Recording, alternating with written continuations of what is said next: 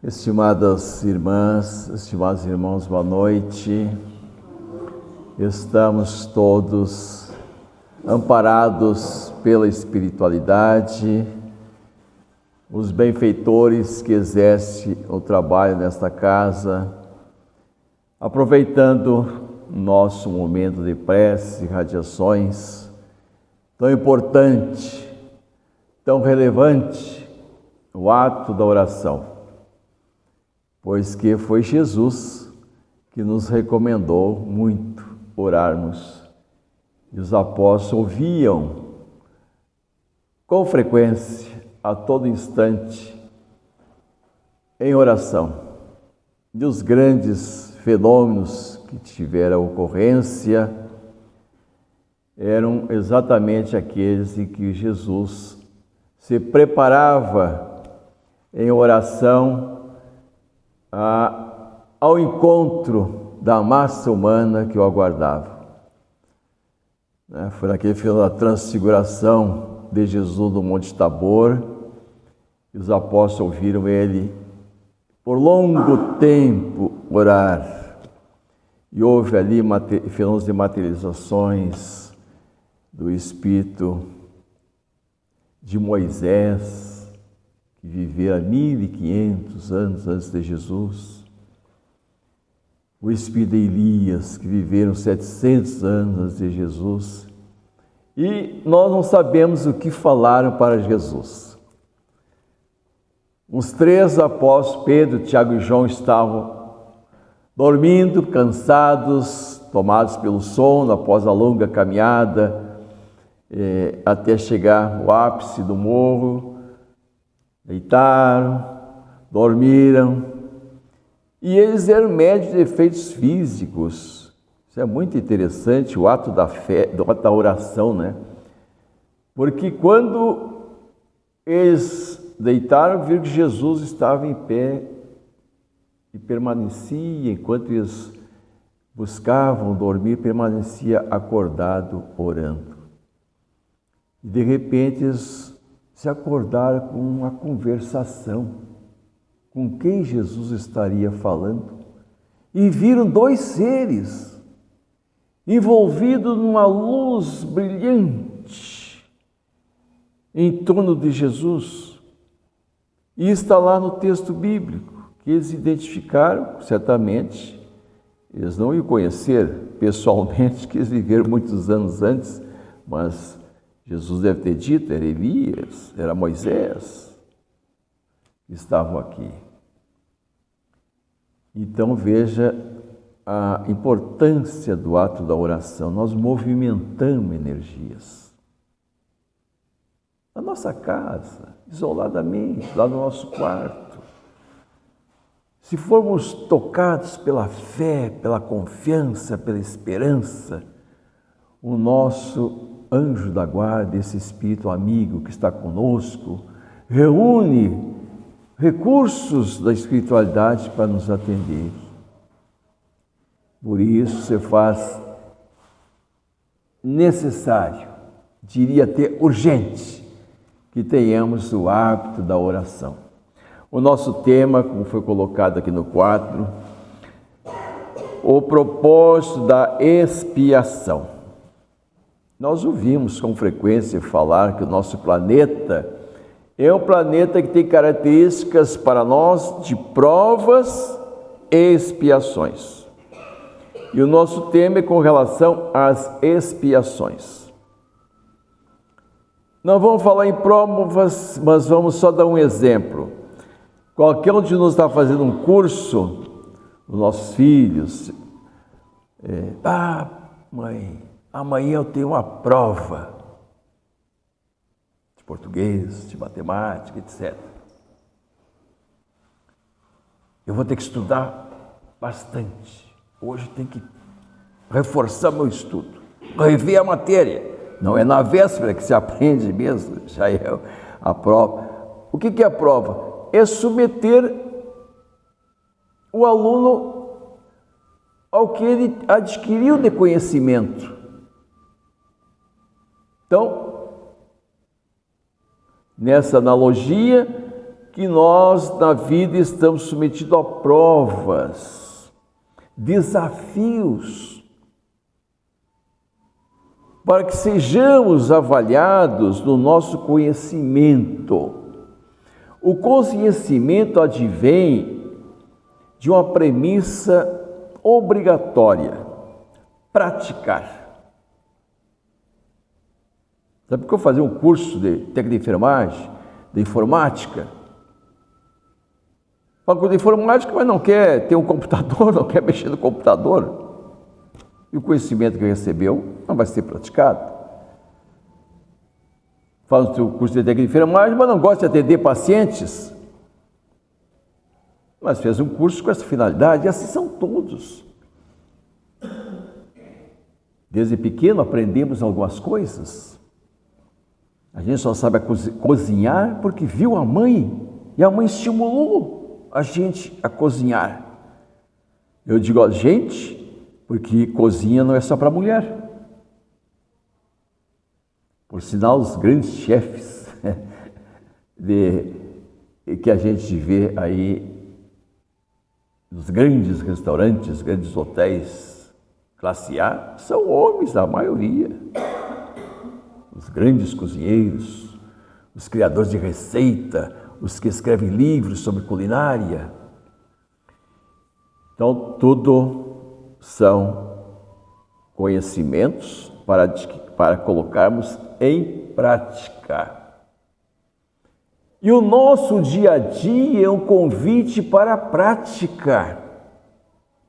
Desde que levantamos, nós temos que praticar não apenas o conhecimento das lides materiais, mas do aprendizado moral, dos ensinos que os pais nos passam de falar a verdade, de ser honesto. É comum a criança, logo que começa os primeiros tempos de aula, há uma diversidade de coloridos no mundo infantil. É a borracha, é o lápis, é o caderno, é diferente do meu, o do outro parece mais bonito. E chega em casa, olha aqui um lápis, que bonito, uma borracha, uma caneta tão linda que eu achei. O pai atento na educação, não, você não achou. Alguém perdeu, alguém é dono. Então amanhã você diga para a professora que você encontrou no pátio, caiu da pasta, da mochila de alguém, e devolva, porque ele vai ser cobrado pelo seu pai. Estamos dando um ensinamento sobre honestidade. Então, esses são valores morais: falar a verdade, dividir tarefas, colaborar nas tarefas de casa, desde pequenininho, vai guardar o teu chinelo. A mãe sai correndo, vai lá e guarda. Não, o filho tem duas mãozinhas para pegar e guardar. Tio do varal, vai dobrar a tua roupinha? Não sei, então vou te explicar como é que tu dobra, assim, assim, e guarda lá na gaveta. Esses ensinamentos ele vai ter que praticar. Se for rebelde e não praticar, hoje principalmente, as mulheres não estão aí para ficar guardando a nossa roupinha. Que a gente chegar no serviço, joga o tênis para lá, joga o sapato para cá, a meia para lá, joga o casaco. Ah, não. As mulheres também têm as suas roupas para guardar. Elas também chegaram cansadas do trabalho, se não trabalham fora, trabalham em casa, ficaram cansadas também do trabalho em casa, que é muito mais cansativo. Às vezes o casamento não dá certo por causa dessas bobagens.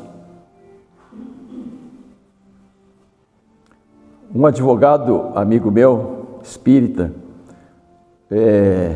me contou um fato. Veja como as coisas são elementares, né?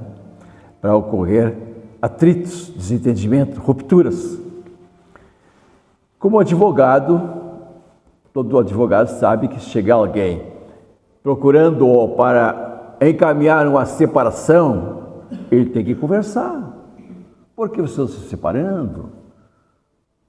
Quais motivos? Já pensaram bem? Não como um primo meu, que é advogado, eu perguntei como é que fazia. Eu não, eu quero logo já saber o que tem de bens aí para eu entrar nessa. Essa separação vai sobrar para mim, né? Mas é da doutrina o advogado buscar o entendimento da causa da separação. E esse advogado espírita, então, sempre agia com prudência, com honestidade, com lealdade profissional. E ele me disse, chegou um casal, já batendo boca, já não se aguentando. Certamente estava até separado conjugalmente em casa, ou já um em cada canto, outro em cada casa, para o advogado conduzir, então, o processo de separação. E o advogado perguntou, vocês têm motivos fortes mesmo? Tem filhos? Temos 2 filhos. E motivos fortes? Vocês já discutiram motivos fortes que levam vocês a querer separar? Aí o homem, muito estouradinho, muito bravo, só vê, vou só lhe contar um episódio. E são muitos e muitos, mas vou lhe contar esse. Toda vez que eu vou ao banheiro para escovar os dentes, encontro o creme dental sem a tampa. E aí, quando eu dou uma apertada, aquele salta.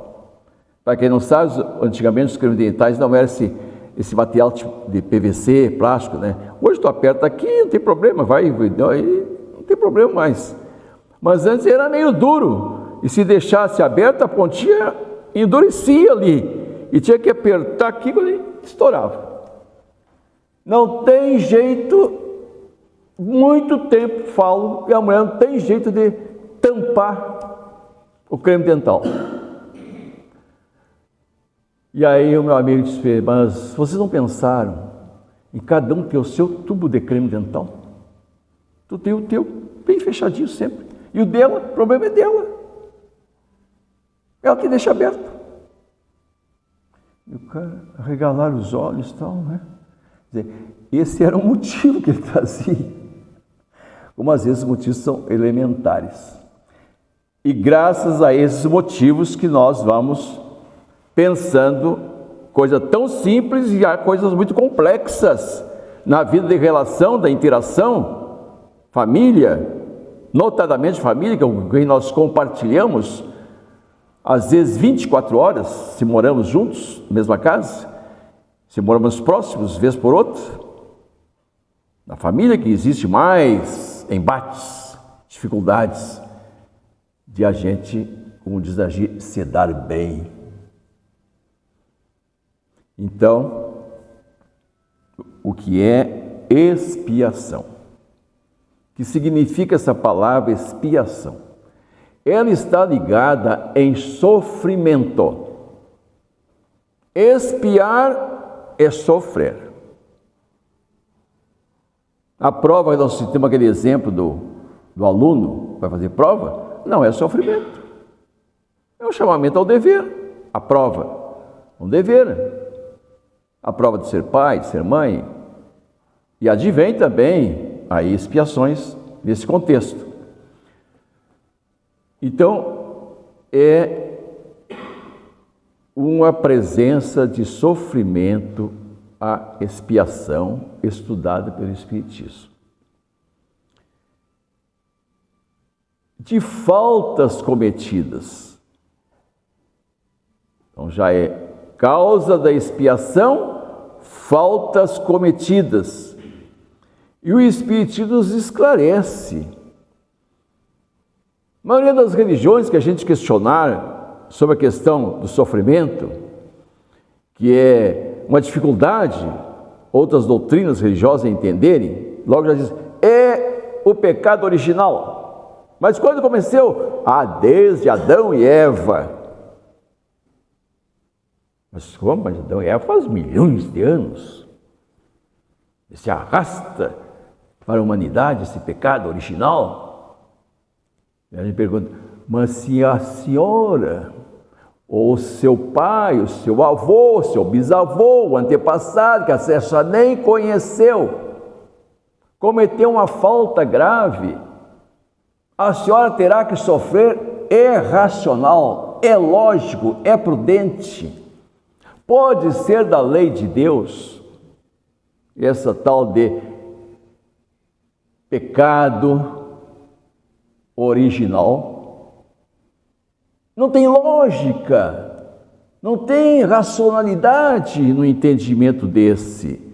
Isso aí foi dito há séculos e séculos atrás, quando não se compreendiam certas coisas que hoje se compreende. A doutrina espírita viera para esclarecer essas coisas. Então, no Espiritismo, expiação não é castigo, é uma reparação, é um conserto, é corrigir. Cometemos falta, graças a Deus que cometemos falta, já descobrimos que é uma falta aqui, já descobrimos que é um erro. O pior é se a gente fizesse, achava que estava tudo numa boa, mas descobrimos que é um erro e temos que corrigir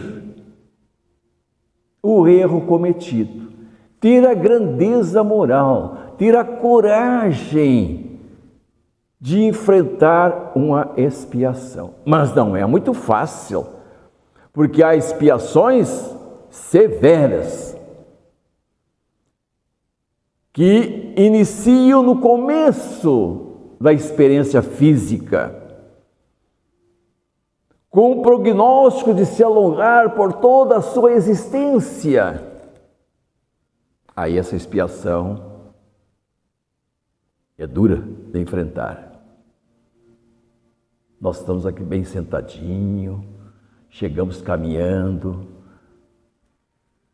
Quantas pessoas que nós vimos que nascem sem uma perna, sem duas pernas, casos de ausência das duas pernas e dos dois braços.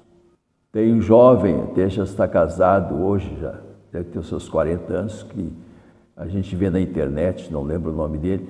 Ele nasceu com a mãozinha, o pezinho aqui. Ele não tem os braços, não tem as pernas, o pezinho aqui. E ele tem uma velocidade para digitar no celular incrível, no computador. Com aquele pezinho aqui, ó, pendurado aqui o pezinho. Hoje ele é palestrante, reúne grande público de jovens, motivador da vida e pela vida. Mas, mesmo esses casos, quem explica? Na filosofia religiosa não há explicações, mas 2 filhos são perfeitos com os 4 membros, e aquele ausente, os 4 membros. Que pecado original que incidiu somente sobre aquele filho e os demais, que são idênticos, mesmo pai, mesma mãe. E a herança foi só para aquele coitado. Nós precisamos entender essas diferenças, as mais diversas, que nós observamos. As psicoses que se manifestam na criança, no adolescente, as esquizofrenia, as alterações neuropsíquicas, como síndrome de Down, como autismo. São inúmeras as patologias que limitam a vida dessas pessoas, que vão se adaptando com os recursos hoje das terapias, da fisiatria, dos exercícios dos fisicultores, dos médicos especialistas nessa área, uma equipe de profissionais para ministrar educação especial àquela criança que já manifesta uma deficiência mental, um déficit muito grande de aprendizagem. E os pais são, vamos dizer, normais, mas tudo é normal, esses também são normais. Mas, na visão nossa, são completos, nada lhe falta. Os 5 sentidos funcionam. Aquele que já nasce surdo e, consequentemente, será mudo. Aquele que já nasce com deficiência visual, leve ou total. Muito grande o número de criaturas criadas por Deus e nem nós. Por quê? Por que isso comigo? Uma mãe pode perguntar. Mas Deus foi justo comigo. A medicina tenta dar explicações para conforto e entendimento. E até é correto que houve uma alteração no desenvolvimento da fase embrionária lá no útero materno. Houve uma alteração genética, uma falha que determinou a ausência da normalidade dos órgãos. Isso é verdade. Mas para nós espíritas, a vida antecede o mergulhar no corpo físico, antecede a concepção. A vida se repete, estudando-se a reencarnação. A vida se repete em nova existência. Essas existências são passageiras. O tempo adverso para todos nós, mas a vida é espiritual. Há um espírito administrando a vida. E é lá na concepção que realmente a desestruturação espiritual, nas alterações do perispírito,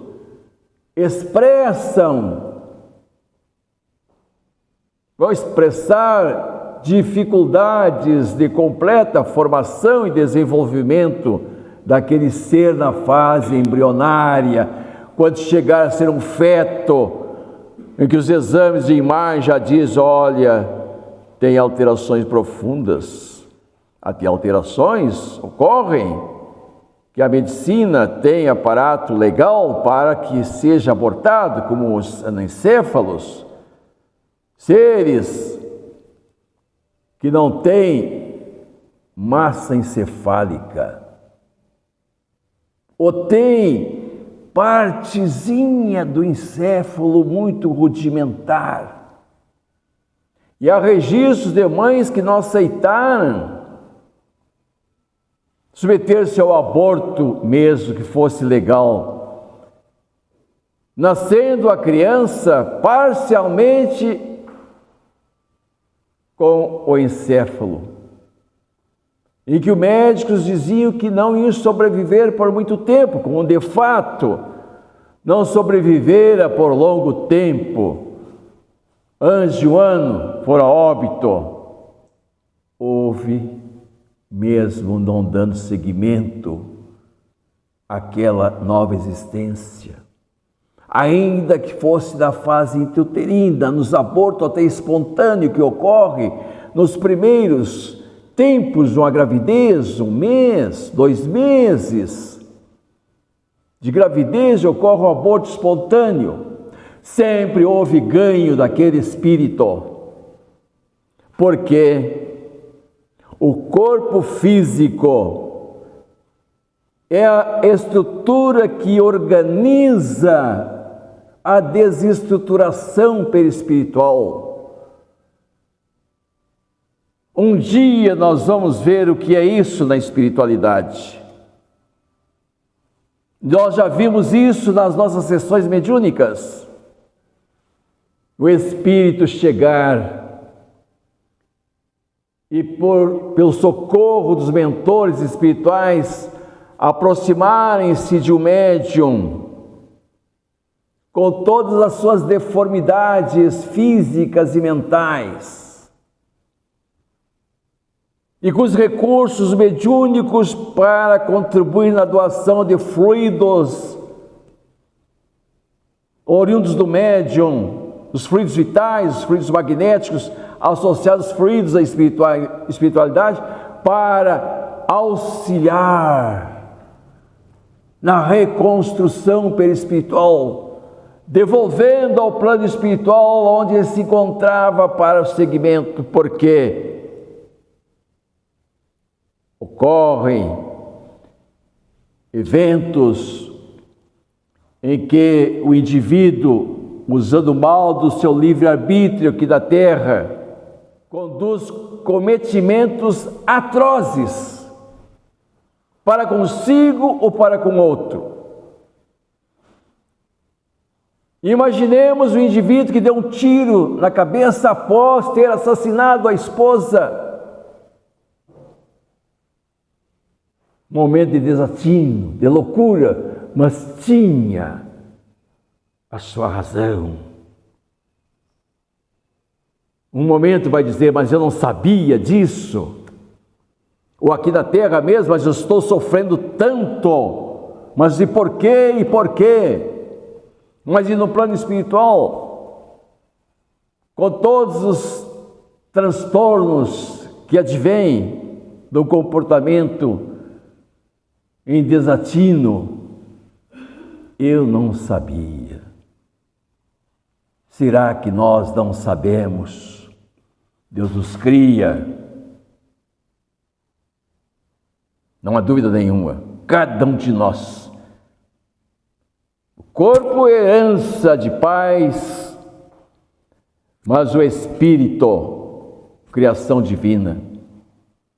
Onde está, na área espiritual, os patrimônios da mente, da razão, da consciência, do ser pensante, do ser que reúne sentimentos que não são patrimônios do corpo, o corpo serve para as expressões, no carinho, no afeto, que nascem na alma, o sentimento de amor, no caso, mas o corpo vitimado violentamente passa nesse ato abrupto de violência, energeticamente a desestruturação perispiritual. Mas eu não sabia, tomando consciência do plano espiritual após décadas ou séculos. Será que nós não sabemos mesmo? Será que alguns sabem, outros não sabem do que deve e o que não deve? Então nós vamos lá no Livro dos Espíritos, na questão número 621. Muito interessante essa questão.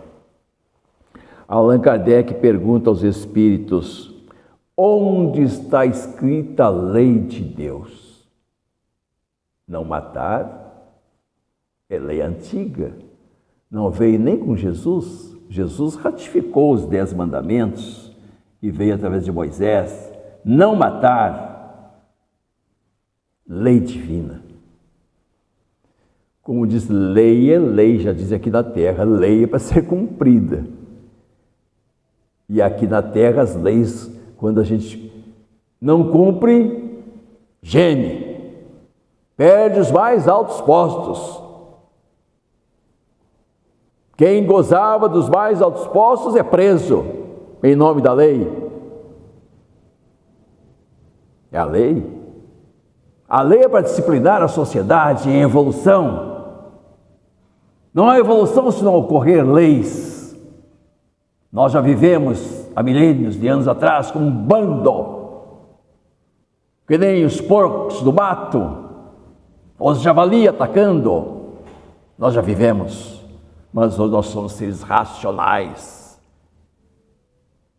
Foi a nossa evolução que nos configurou seres racionais. Temos esse patrimônio de racionalidade, de consciência das coisas pela nossa evolução. Nós já garantimos essas conquistas e Deus nos logrou o livre-arbítrio, a liberdade ampla de nós agirmos, mas com responsabilidade, de assumirmos os nossos atos. Então Kardec pergunta: onde está escrita as leis de Deus? Uma pergunta, uma resposta bem curtinha, que os Espíritos dizem: na consciência. Todos nós, humanos, sem exceção, temos consciência do que estamos fazendo. As bobagens que nós fizemos, que é por conta do nosso livre-arbítrio, antes de fazê-las, uma voz interna nos dizia: faz que é bom, mas não faz, que tem consequências. Deixa disso. Vou fazer, não vou fazer. Esse sim e não ocorre com todos nós em qualquer atos de nossas vidas. Vou comer um pouco mais? Acho que não. Ah, mas está bem bom. No outro dia, bota para fora o excesso. Quem bebe sempre diz assim: vou tomar a última, o último aperitivo, o último trago, o último gole, a saideira.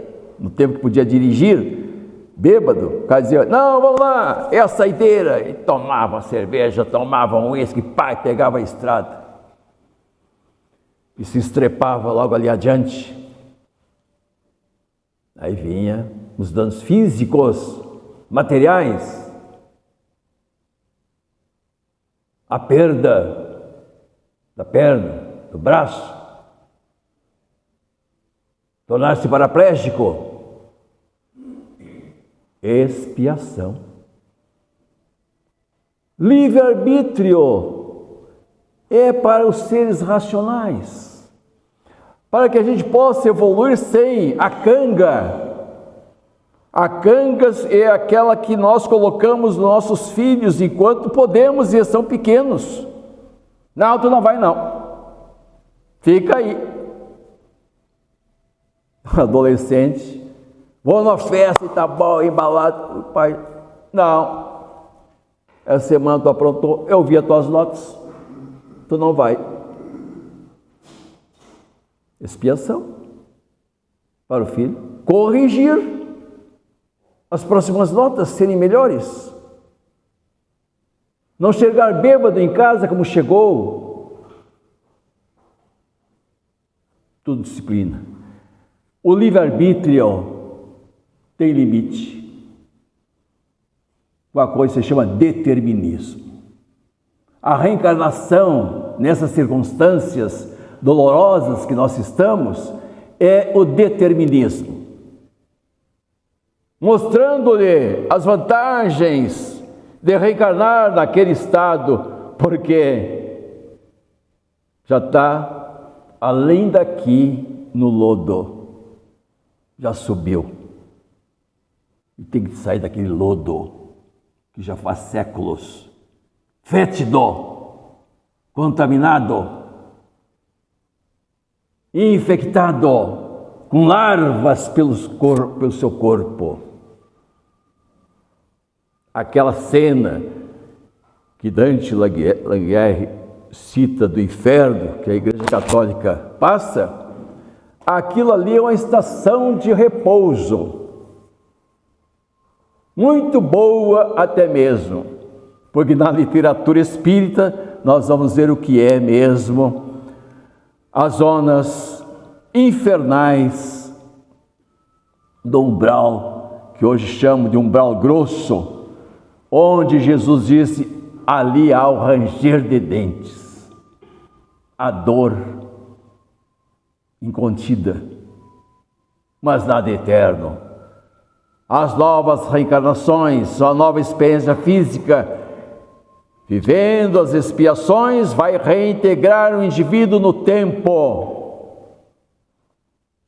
a sua paz de consciência, a sua integração no mundo dos civilizados humanos. Então, meus amigos e minhas amigas, só para nós encerrarmos, na vida que se inicia com a criação de Deus, nós temos várias existências, já falamos, isto é, estamos tendo esta existência física, mas já tivemos outras tantas experiências. No passado, poderíamos perguntar: para que serve o nosso nascer, o nosso viver e renascer?